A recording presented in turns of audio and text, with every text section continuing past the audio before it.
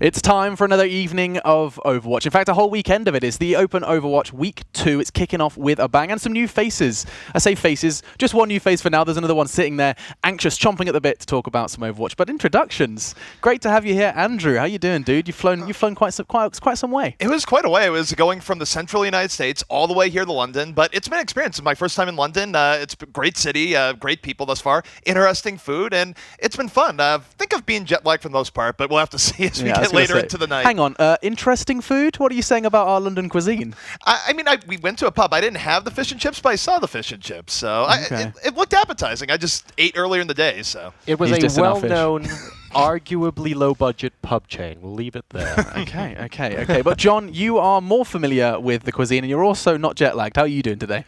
I'm doing great, thank you very much. It's been a good start to the weekend, so I'm really looking forward to getting into some... I've gotten used to the timings after last week as well, so I'm looking forward to plowing through EU and NA. And like you say, working with Andrew and Josh in the back as well is going to be fantastic. Yeah, of course, Joshy is chomping at the bit. We'll be showing him in for the next game. But first, we want to explain the format of what's going on. If this is your first time witnessing the Open Overwatch, let me explain exactly how this does work. Of course, opportunity for 256 teams can join the bracket. However, you can see that currently we have, I think it's 118 signed up for this weekend's proceedings, and of course it's all battling for that grand prize. You get yourself to the playoffs, and the playoffs gives you a chance to go ahead and get yourselves to the E-League Arena, and that's of course over in Atlanta. So that's some flights, and you can go join the boys from America. Of course, ZP can teach you all about the cuisine.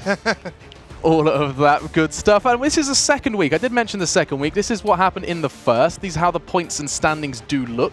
You can see Misfits over here on the European side of things did secure their spot. And that was after a fantastic grand final. Anox actually started with a win in the series, proceeding to lose out after Misfits did kind of get up and running. But you can see that they are then top in the points. I keep mentioning points. This is a nice way to visualize it. And it shows that competing and, falling short in the round of 16 and the round of 8, there is still something to be won, John. We were talking about the points. It's nice to see it visualized there. Yeah, exactly. And that's going to develop more and more as the qualifiers go on.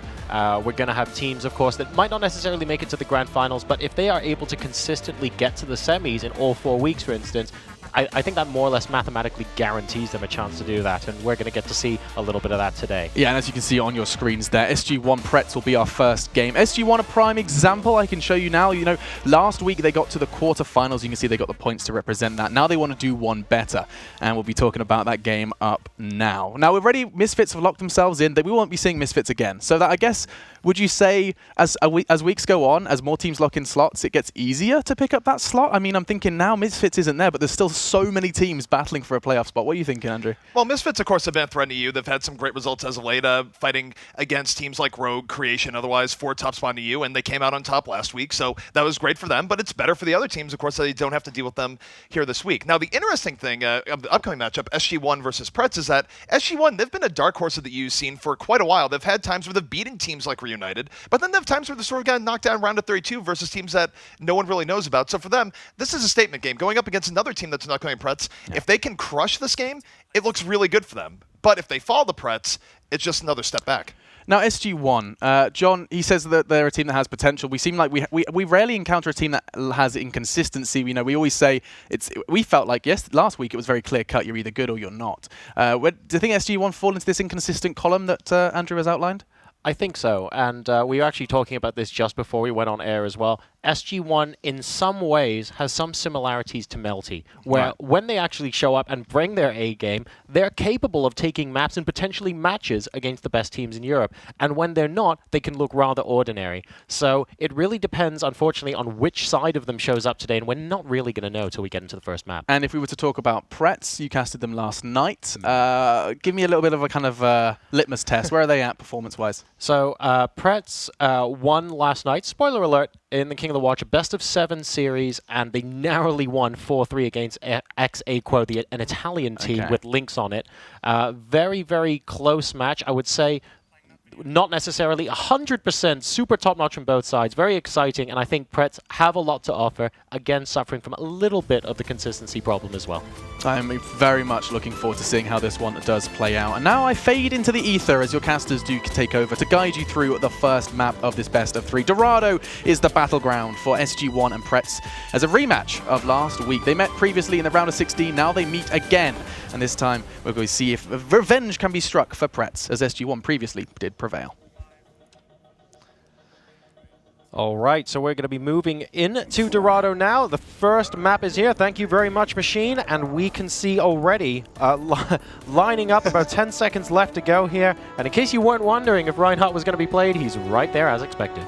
Yeah, Reinhardt, a mainstay of payload maps. You see him pretty often for teams just in general. He gives, of course, a lot of shielding. He lets the offense move forward and not get poked to death by defense. And the defense here actually holding up very far up. Now, of course, we've seen teams like Envy do this in the past, but historically, general defense in Dorado likes holding a little bit further back, so I wonder if they're just doing early poke and they're going to back up, or they're actually going to sit here and try and do this far up as a defending team. That's a really good point, ZP. In fact, oh, hang on a second, because we have an engagement now trying to pick off Reinhardt early on.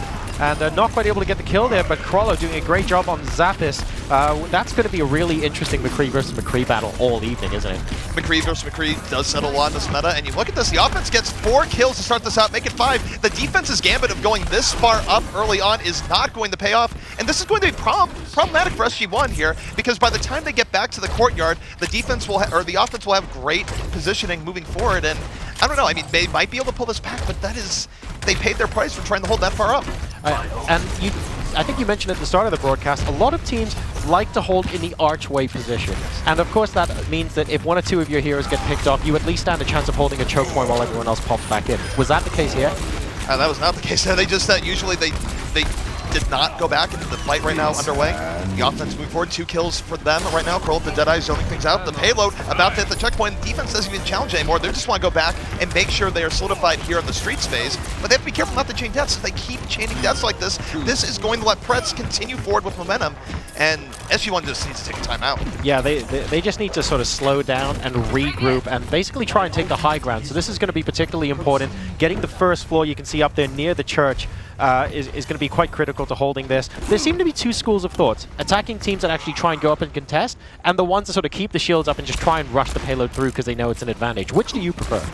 Yeah, for the offense, I think it depends on what the defense is doing. Certainly we've seen teams just go around the end and try and flank through and do all sorts of crazy stuff. Right now, Prets is going normally, but here comes Grounds on Surge. Everyone in there right now. Zappis over the top, gets the double kill Deadeye, and that is desperately what SG-1 needed here. They're able to get the 4 kills they need. They will solidify, and now they have multiple options for tackling this on defense, especially in terms of securing the high ground.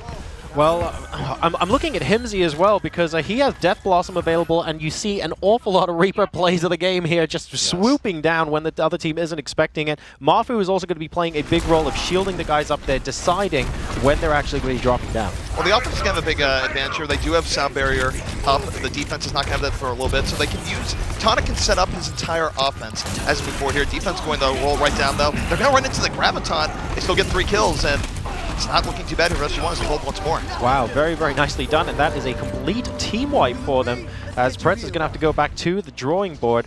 Krollo started the map very brightly with McCree. He was extremely strong last night as well, but at the moment, as soon as they moved into this phase where SG-1 have the positional advantage, they haven't found a way to break through yet.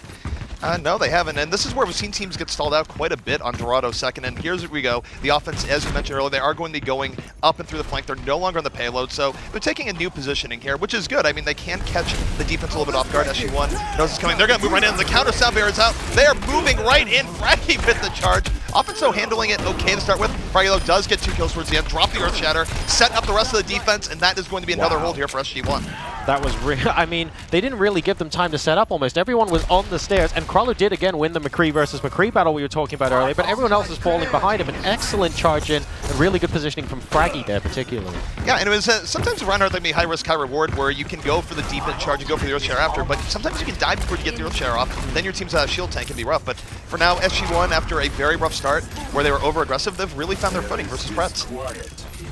All right, so now we see the payload, I mean, still continuing to move. Prets has been trying to engage SG-1 whenever they could, but now maybe they're adopting a little bit of a different strategy where they're sitting back a bit more and just making sure the payload keeps moving, because at the end of the day, you get to the next checkpoint, you get to reset spawns, and sort of move a little bit further forward, that's going to be good for them.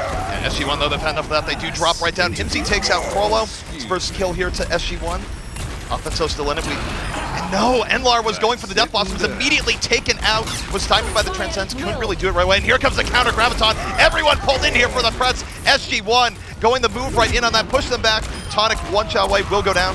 And SG-1 get a hold again. But the one upside for that Prets, Joro, as you mentioned, is that they did stay on the payload and they did get more progress than they've gotten all map long for Streets. And once the once you get to a point where the payload's actually underneath the archway, it's kind of only a couple of seconds from, you know, turning the corner and actually getting there. So it puts like a stopwatch almost on SG-1 to say, you need to collapse from the first floor, otherwise we're just going to progress and hit the next checkpoint. Yeah, there's pressure on SG-1 for sure. They have to go in at the right time, but you look at the defense right now, they will have a Death Blossom available for the next fight. The offense does not really have that much to their name. They're probably going to rely on Tonic getting a Sound Barrier up sooner rather than later, but the problem is you look at Seda, Sound Barriers are going to cancel out here, so the offense for Pretz, they're really...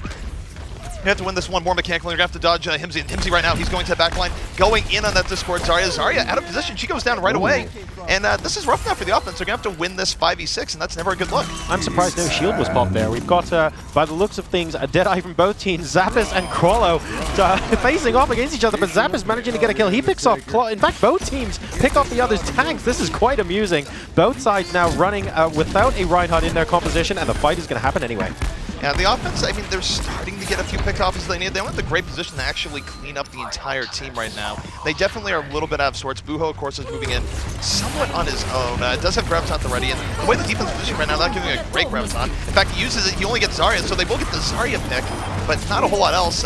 2 kills go on the back line, both teams down 2 players. The offense, again, this has been their best look that they've had here so far, even though it has been back and forth, but the Earth Shatter comes down, knocks down 2, and Claws finally opening the way here for Pretz to attack last. Very, very nice. Himsy going down, and with it, the payload will be able to move forward here. So that was a good shout. Bear in mind, SG-1 still have 2 ultimates available, and both Zappis and Mafu are pretty close.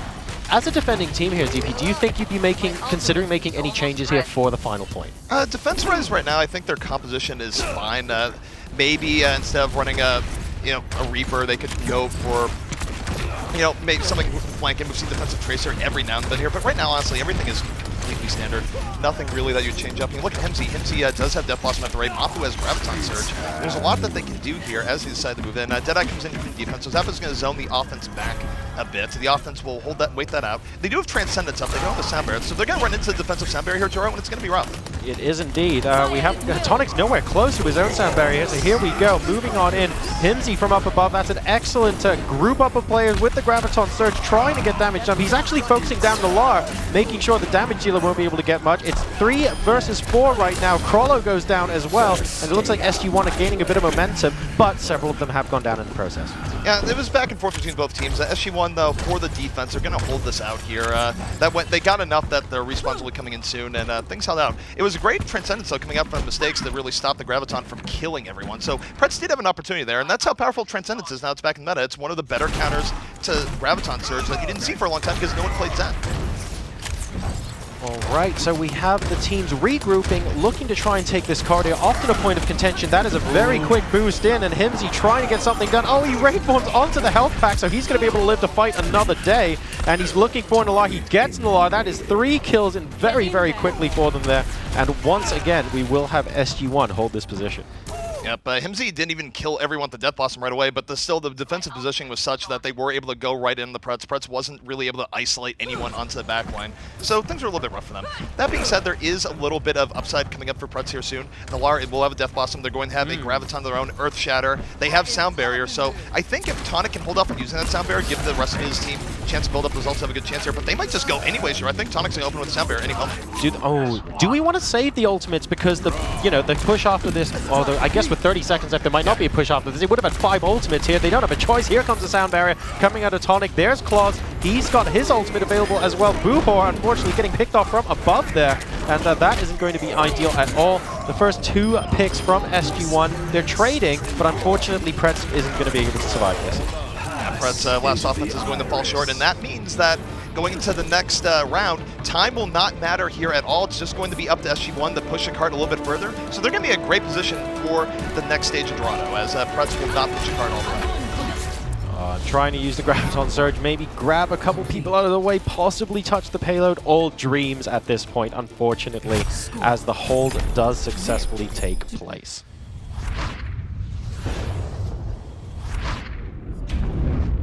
All right, so right now we are going into some highlights on the best plays of the last match, and how can we do this without this Graviton as it comes out? You see the fall through from SG-1 onto it, and even though not everyone dies in the Graviton, they're able to go forward and push everyone back right after.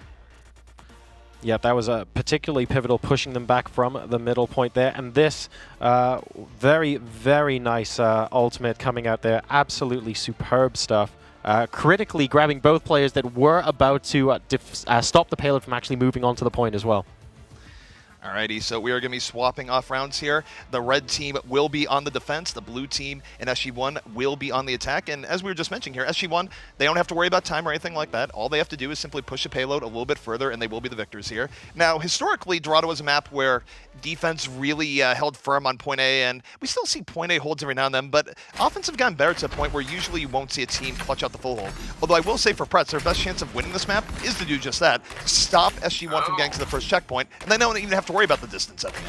Well, to do that, you may or may not want to be as aggressive as we saw in the first half there. You do want to hold that sort of archway so that if one or two of your heroes do get picked off, you can buy them enough time to come back. I think we saw that punished pretty heavily in the first half of this map. Yeah, SG-1, I mean, again, we've seen some teams hold further up. Even when Envy did, though, Envy used height more to their advantage. SG-1 was sort of up there. It was very strange. But either way, taking a look here at this offense coming out here from SG-1. Roster is going to be Fraggy on the Reinhardt, Zappos on the McCree, Himsy going to be on Genji, Kittle on the Zenyatta, Seda on Lucio, and Mafu going to round things out here on the Zarya.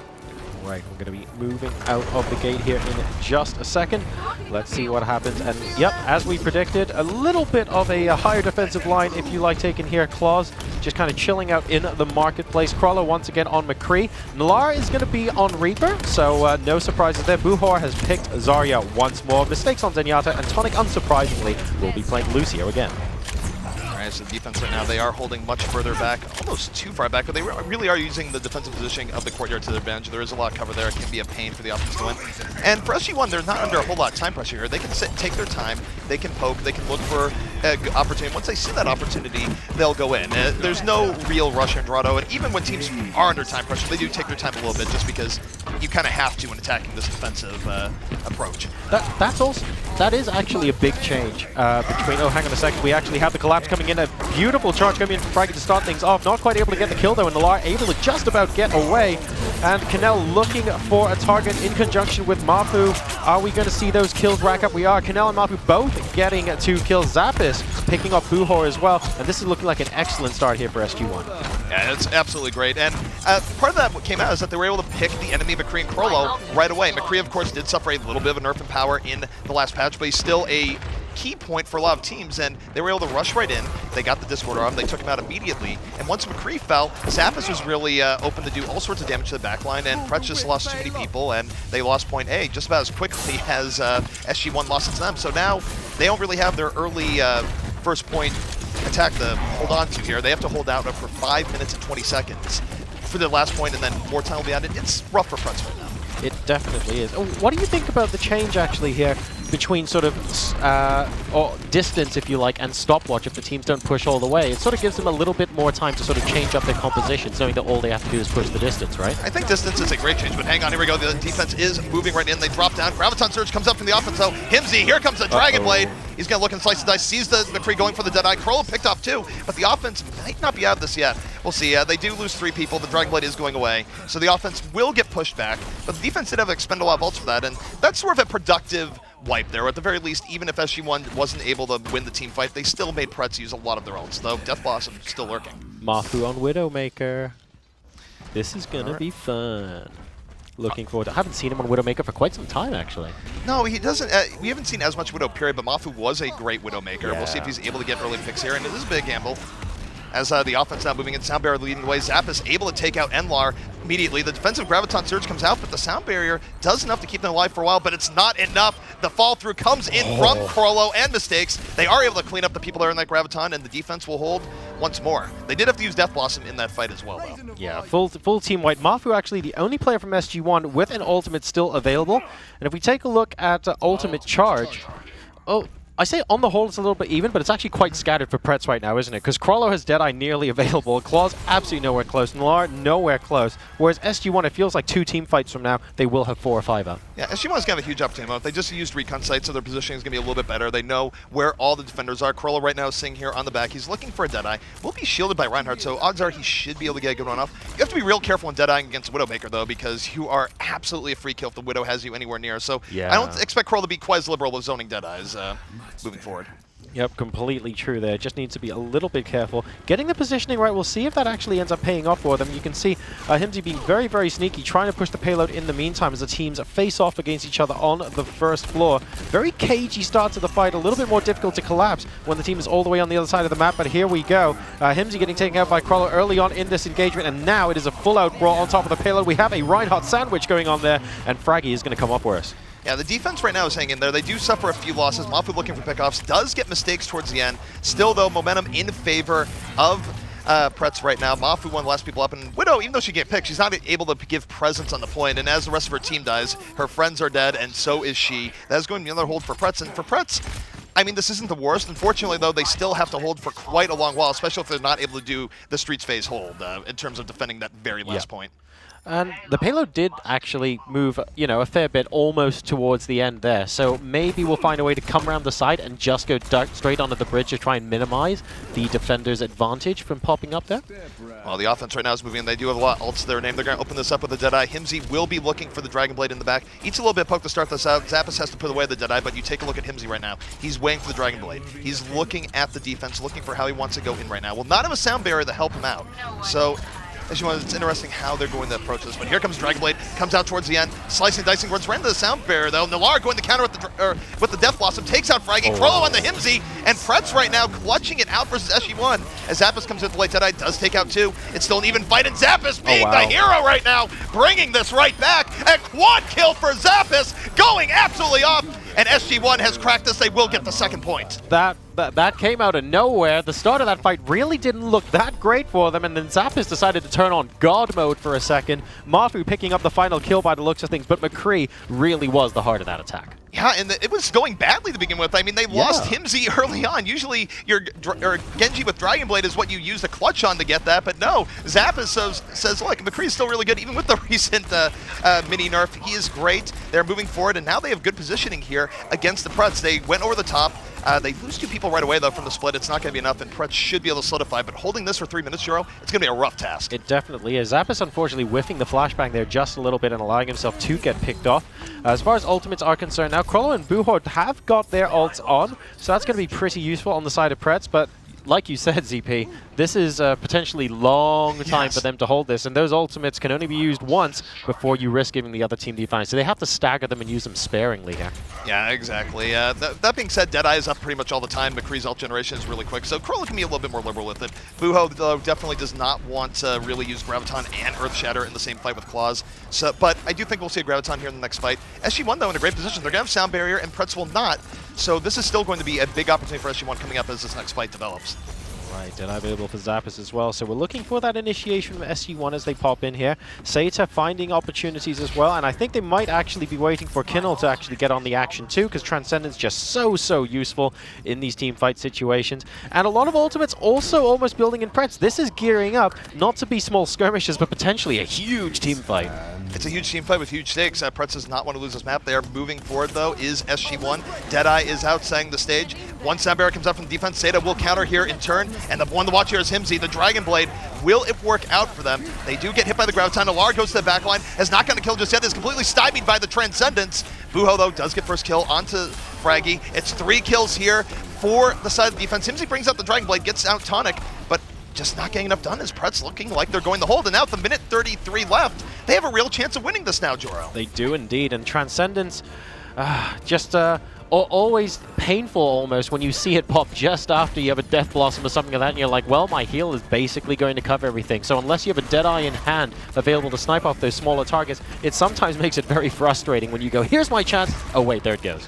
Absolutely. Well, SG-1 right now, a minute 10 left. They have to be careful. If they go in right now and get wiped, they might not have another chance for another set, but right now they feel they have an advantage. Deadeye going to be coming out from both sides. It is high noon on all levels right now. Corolla looking for those happy little skulls, not going to find anything. No Deadeye kills right now for either team. Zappas moves forward, flashbang over the top, runs in the Lar though. One McCree down immediately for the offense, and Himsy and Fraggy in the back. They take out 3 combined. The defense now in a very rough state. Crollo goes down, and Joro, just like this, SG-1 will be able to push it far enough. It was a spirited defense by Pretz, but SG-1 now up 1 map to 0 here in the round of 16. Nice. All right, so SG-1 edging it out there, doing a great job in that final team fight, I have to say. Even Saita picking up one of the last kills, but it was a nice coordinated effort. Yeah, it was, honestly, Pretz came out stronger than I was expecting there, given what we saw from the first side of things, where their their offense was not quite as good as we were expecting, even giving the gift of SG-1 holding way too far up. But it all worked out. So we're going to watch some replays here on top of play of the game. Exactly, and play of the game, almost predictably, I do love watching them though. Reaper coming down with the Zarya bubble going, what are you possibly going to do about this? And admittedly, if you have a Transcendency you can pop at that moment, great. Yeah. And if you don't, you're going to have a bad time. Yeah, absolutely. And right now, the play that should be coming up, seeing McCree, where Zappas went off. Here it is. And this is where Zappas just went hero mode. So Zappas comes in, gets a double kill, and he just keeps going forward. It was great coming out from Zappas. I do like seeing just a hint of old Mafu as well. I mean, Widowmaker didn't exactly make the greatest contribution to this game, but it was nice to see that 15-second flash of ex-Mafu brilliant come through. Yeah, no, it was good. And Mafu, of course, he is a great Widow. I don't think it paid out for them there. I think they actually got bailed out a little bit by Zappas going full hero mode, because Widowmaker, again, we like saying certain heroes, Widow, Hanzo, etc. They're very feast or famine. You're either getting a pick early on and snowballing it, or you're just sort of flailing them uselessly, wondering, well, gee, why didn't we have a different DPS hero in its place? And that, I think, actually brings us on to a cool point about the DPS heroes. Last week, it was almost, to an extent, the Genji show. And it's interesting to see how the meta's developed. And while Genji is still a very important part of so many team comps, we actually see McCree now taking the limelight a little bit more. And it's only been a week since the last qualifier. What's changed? Why is McCree getting the limelight more? I think teams are getting more comfortable playing around. I think they've also gotten more comfortable dealing with Genji. One thing we saw even coming out from the Korean teams, a recent game that MVP Space played, where we had Shadowburn, one of the best Genjis, I think, in EU right now. He was actually having a hard time dealing with it, because teams were just simply getting better, going, okay, the Genji's getting to the back line, back out, deal with the Genji. I think teams weren't playing against Genji quite as well as they are right now. And also they just realized that, okay, if McCree prioritizes well, you can deal with it. I think it'll depend, though. I think a lot of teams will still be clutching on Genji in all situations. It just depends on how good their Genji player is and how they want to approach it. And that's variety. Who wouldn't love that? Fair enough. Well, we've got SG-1 currently 1-0 up against a determined Prets team, but they're going to have to win 2 in a row now, because SG-1 have taken it to match point. We'll be right back after a 3-minute break with the second map. Don't go anywhere.